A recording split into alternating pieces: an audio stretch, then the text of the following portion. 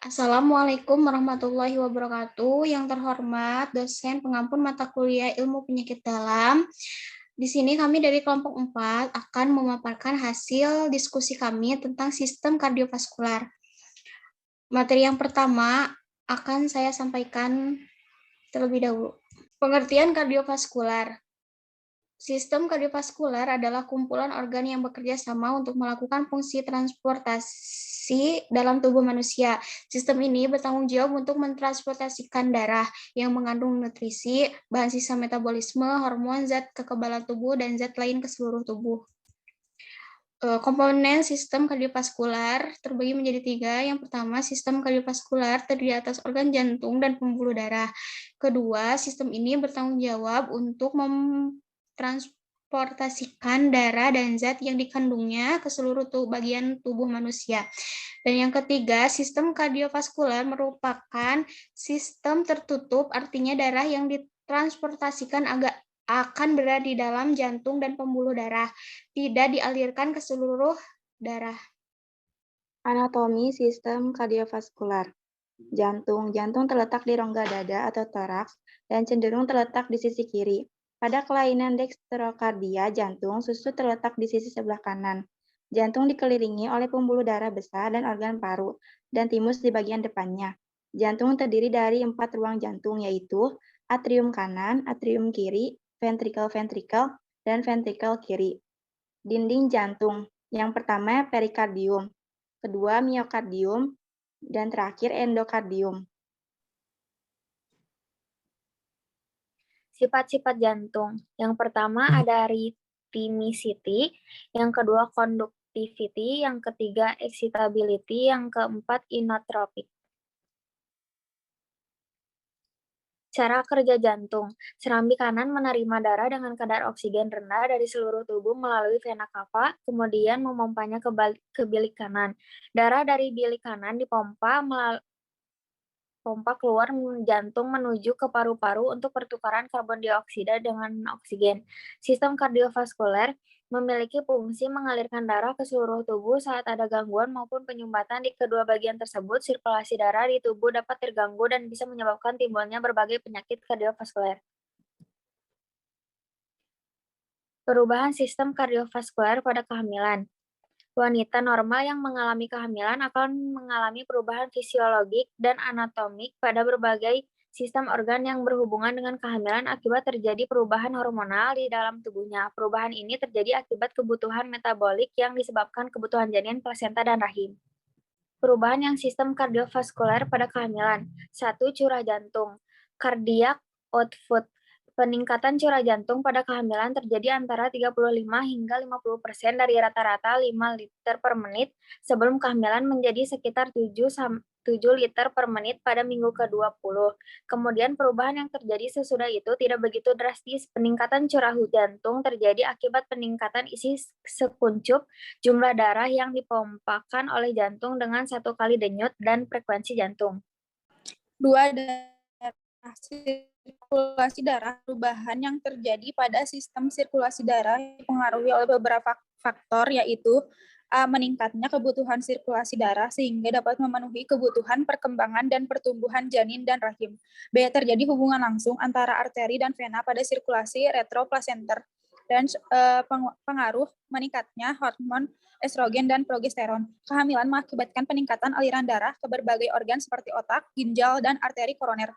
Aliran darah ginjal pada usia gestasi 16 minggu yang membantu peningkatan ekskresi meningkat 70-80%, yaitu 400 ml per menit di atas jumlah ketika tidak hamil hingga akhirnya menurun pada akhir kehamilan. Dua komponen utama yaitu plasma dan sel darah merah. Volume darah 30-50% pada kehamilan tunggal dengan rata-rata peningkatan 35%.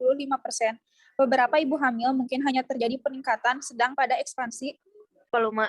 Sedangkan pada ibu yang lain dapat terjadi hampir 2 kali lipatnya. Peningkatan volume sirkulasi pada ibu hamil mempunyai fungsi sebagai berikut. Pertama, melindungi ibu dan janin dari efek membahayakan akibat gangguan aliran balik vena pada posisi terlentang dan tegak. Kedua, memenuhi kebutuhan terus yang membesar dan menyediakan aliran darah ekstra. Yang ketiga, menyuplai kebutuhan metabolik ekstra janin. Yang keempat, memberikan perfusi ekstra pada organ ginjal dan orang lain. Yang terakhir, melindungi ibu dari efek merugikan akibat kehilangan darah berlebihan saat melahirkan. Keempat, metabolisme zat besi. Selama kehamilan, kebutuhan zat besi meningkatkan dari 2 mg menjadi 4 mg per hari. Zat besi Fe adalah komponen pembentukan hemoglobin darah yang berfungsi untuk mengangkut oksigen. Zat besi juga sangat diperlukan untuk meningkatkan daya tahan tubuh ibu dan kekebalan janin terhadap penyakit infeksi, serta membantu pertumbuhan dan perkembangan otak janin. Plasenta juga membutuhkan zat besi karena melalui plasenta janin memperoleh oksigen dan zat-zat gizi dari makanan yang dikonsumsi ibu janin. Dalam kandungan akan menyimpan zat besi di hati selama bulan pertama sampai dengan bulan ke-6 kehidupannya. Oleh karena itu, untuk ibu hamil pada trimester ketiga harus meningkatkan zat besi untuk kepentingan kadar Hb dalam darah. Yang kelima, denyut jantung. Peningkatan denyut jantung pada akhir trimester ketiga, kedua, atau awal kehamilan biasanya meningkatkan 10 kali atau 20 kali di atas denyut jantung dibandingkan dengan sebelum masa kehamilan. Tidak jarang didapatkan perempuan pada akhir kehamilan dengan peningkatan denyut jantung yang teratur dan berlangsung normal. Keenam, yaitu konsumsi oksigen. Konsumsi oksigen meningkatkan 20-30% sebagai akibat dari peningkatan kerja jantung. Peningkatan konsumsi oksigen pada miokard dapat memicu iskemia pada wanita dengan penyakit jantung koroner. Perubahan sistem kardiovaskuler pada ibu hamil trimester 1. Pertama, sirkulasi darah ibu dalam kehamilan dipengaruhi oleh adanya sirkulasi ke plasenta, uterus yang membesar dengan pembuluh-pembuluh darah yang membesar pula. Volume plasma maternal meningkat pada 10 minggu usia kehamilan dan terus meningkat hingga mencapai puncaknya pada 30-34. Tekanan darah turun selama 24 minggu pertama kehamilan akibat terjadi penurunan dalam perifer vascular resistance yang disebabkan oleh pengaruh peregangan otot-otot Hals atau oleh progesteron. Yang keempat, tekanan sistolik akan turun sekitar 5-10 mmHg dan distolik pada 10-15 mmHg. 5. Hipertrofi atau pembesaran atau dilatasi ringan jantung disebabkan oleh peningkatan volume darah dan curah jantung karena diafragma terdorong ke atas. Jantung terangkat ke atas dan berotasi ke depan dan ke kiri. Yang keenam, pada akhir trimester 1, sebagian bumil mengalami hidung tersumbat atau berdarah karena pengaruh hormon estrogen dan progesteron. Terjadi pembesaran kapiler, relaksasi otot vaskuler, serta peningkatan sirkulasi darah. Next. Perubahan sistem kardiovaskuler pada ibu hamil trimester 2, pada kehamilan 16 minggu, mulai jelas kelihatan terjadi proses hemodilusi. Yang kedua, meningkatkan penurunan konsentrasi hemoglobin dari 15 gram dl menjadi 12,5 gram per dl dan pada 6% perempuan bisa mencapai di bawah 11 gram per dl. Yang ketiga yaitu hemoglobin turun berhubungan dengan defisiensi zat besi. Next. Selanjutnya akan dijelaskan oleh Aldila. Perubahan sistem kardiovaskuler pada ibu hamil trimester ketiga. Yang pertama, terjadi peningkatan jumlah granulosit dan limfosit CD8, CD8T, dan secara bersamaan terjadi penurunan limfosit dan monosit CD4T. Yang kedua, adanya pembesaran uterus akan mengaliri aliran dan terjadi penekanan pada aorta akibat darah uteroplasenta ke ginjal. Yang ketiga, ada posisi tidur terlentang akan membuat fungsi ginjal menurun jika dibandingkan dengan posisi miring. Ibu hamil tidak dianjurkan untuk tidur dengan posisi terlentang. Materi selanjutnya yaitu penyebab dari penyakit jantung. Yang pertama ada kelainan primer, dapat berupa kelainan kongenital, bentuk kelainan katup, iskemik, dan kardiomiopati.